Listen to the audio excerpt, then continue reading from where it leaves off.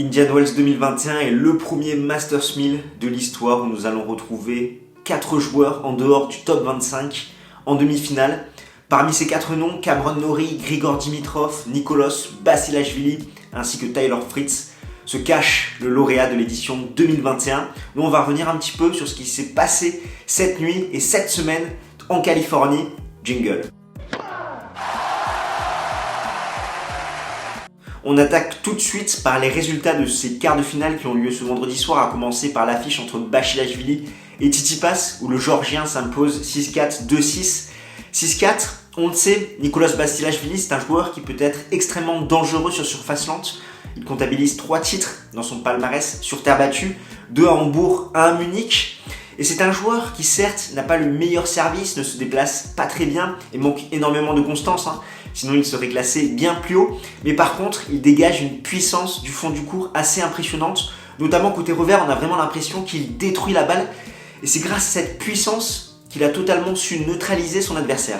Et avec cette puissance, il a axé le jeu côté revers de Tsitsipas. On sait que le grec a besoin de temps pour s'organiser dans ce compartiment du jeu-là. Et là, la balle arrivait extrêmement vite. Ce qui fait qu'il n'avait pas le temps pour sa grande préparation et que généralement, il devait raccourcir cette préparation en sliceant ses revers. Et on sait que le slice du grec est loin d'être efficace. Derrière, Basilashvili a muselé les seconds services adverses. Tsitsipas a seulement inscrit 50% de points derrière sa seconde balle, 30% au premier set et 44% au troisième set, ce qui fait qu'il a su un peu mieux jouer dans le second set, donc ça cache un petit peu la stat et ça remonte ça à 50%.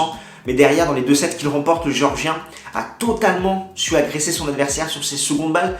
Il a profité de la surface assez lente pour avoir le temps de s'organiser sur les secondes adverses. Et enfin, toujours cette puissance de Basilashvili qui a su faire reculer Stefanos Tsitsipas loin derrière sa ligne de fond de court. Et on sait que le grec a l'habitude de dicter les échanges, notamment avec son coup droit, ce qu'il n'a pas pu faire. Et c'est pour ça que le Géorgien a su prendre les commandes de ce match. Et c'est vrai que Tsitsipas aurait pu mieux jouer ce match en se montrant plus patient dans l'échange. Et en attendant la faute adverse, on sait que Basilashvili a tendance à manquer de constance. Mais quand on voit un petit peu les résultats de Tsitsipas à Indian Wells en 2021, il a eu des matchs très compliqués contre Fognini et de Minaur où il est passé à 2 doigts de la correctionnelle.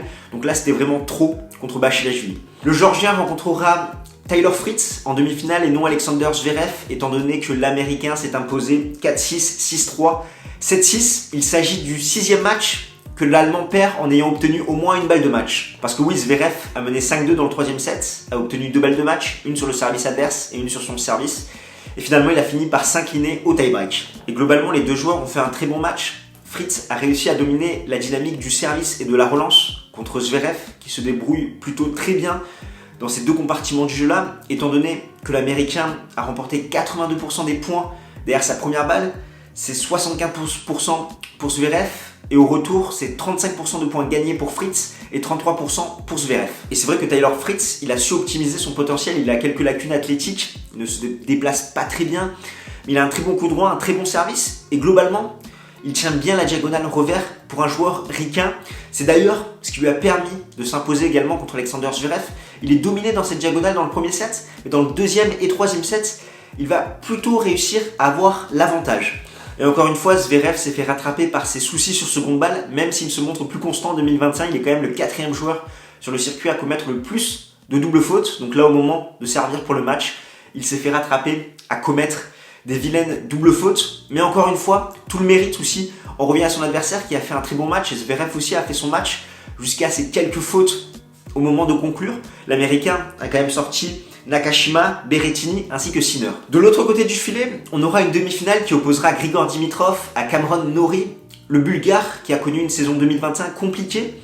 Renaît un petit peu de ses cendres, il a fait une demi-finale à San Diego où il s'incline seulement contre Casper Ruud, et là, il a sorti quand même Atelmayer, Opelka, Medvedev et Hurkacz pour rallier sa première demi-finale en Masters 1000 depuis celle à Paris-Bercy en 2019. Sachant que c'est le seul joueur lauréat dans cette catégorie de tournoi étant donné qu'il s'était imposé à Cincinnati 2017. Et du coup, Dimitrov s'est imposé contre Medvedev 4-6, 6-4, 6-3 alors que le Russe menait 6-4, 4-1, double break. Le Bulgare a su changer de tactique en jouant beaucoup plus le slice sur le revers de Medvedev. On sait que le Russe peine avec ses balles sans rythme parce que c'est à lui de créer son propre rythme et du coup d'accélérer la balle, et c'est là qu'il a tendance à commettre plus de fautes. Il a utilisé la même tactique sur le coup droit de Medvedev, qui est un petit peu plus friable, où il va beaucoup plus à la faute, et il a su surtout parfaitement exploiter la lenteur de la surface, étant donné que Medvedev n'a pas pu prendre l'avantage avec son service sur une surface plus lente, et c'est Dimitrov qui a gagné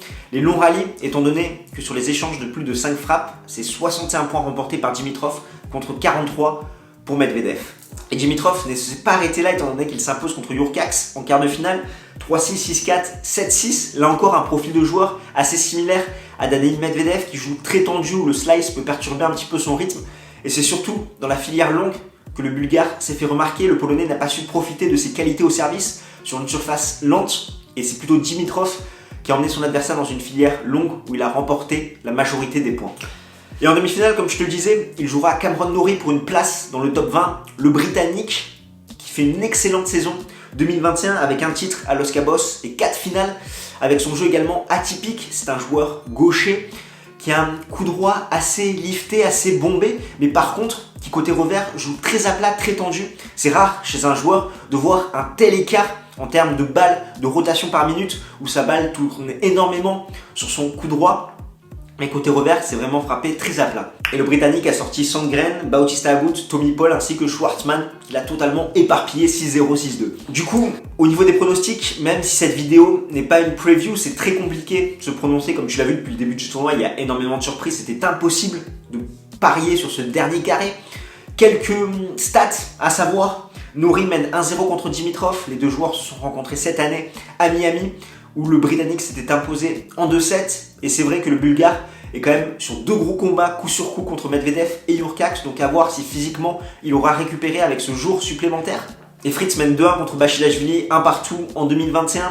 Et on sait que Basilashvili, c'est un joueur qui gagne en confiance au fur et à mesure des matchs qu'il remporte dans un tournoi. On l'a vu à Doha cette année, où il a commencé doucement et derrière, il finit en trombe. Vraiment sans grande garantie, je vois une finale Norrie-Fritz, parce que je pense que Fritz peut être beaucoup plus régulier, beaucoup plus constant que Basilashvili s'il arrive à se montrer patient, à être solide au service face à un joueur qui aura tendance à exploser. Et de l'autre côté, c'est plus compliqué à pronostiquer. On a vraiment un Dimitrov qui retrouve des couleurs, Cameron Norrie qui est sur son petit nuage également, mais peut-être que le Bulgare aura un petit peu du mal physiquement face à un joueur qui va l'emmener dans des longs rallyes également, qui a un jeu totalement différent de celui de Medvedev et Jurkacz, où sa tactique ne va peut-être pas être aussi payante que lors de ces 2 derniers tours. Il devra vraiment s'adapter. Donc c'est pour ça que je vais aller sur ces 2 joueurs. Et toi, qu'est-ce que tu en penses? Je te rappelle que tu peux gagner le livre Fédal. Pour ça, rien de plus simple, il faut que tu te rendes sur notre compte Twitter et que tu nous donnes ton Fédal favori. On a fait une vidéo interview avec les 2 auteurs, Rémi Bourrière et Christophe Perron. Je te mettrai le lien dans la description. Et tu peux tenter de gagner un cadre également, sport à l'affiche, pour afficher fièrement ta passion. Pour ça, il faut également que tu te rendes sur notre compte Twitter. Donc voilà, plein de cadeaux à gagner. Et également, n'hésite pas à t'abonner à notre chaîne YouTube si tu ne veux rien manquer de l'actualité tennis, et le petit pouce bleu qui fait plaisir, notamment pour le référencement. Nous, on se retrouve très vite. D'ici là, porte bien. Ciao, ciao tout le monde.